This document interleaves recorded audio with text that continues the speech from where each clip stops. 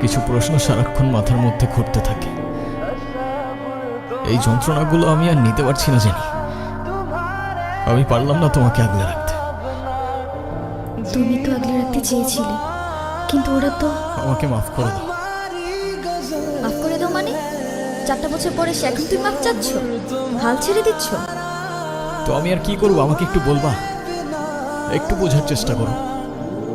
তোমার আর আমার ধর্মটা আলাদা জেনি। তোমার ফ্যামিলি কখনোই আমাদের সম্পর্কটা মেনে নেবে না। তুমি কি আমাকে ভালোবাসো না? আরে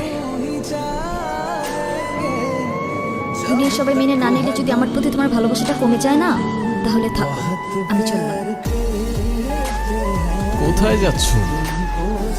বাবার পছন্দের ছেলেকে বিয়ে করতে। তাহলে আমার কি হবে? তুমি তো আর আমাকে ভালোবাসো। বাসি, অনেক ভালোবাসি।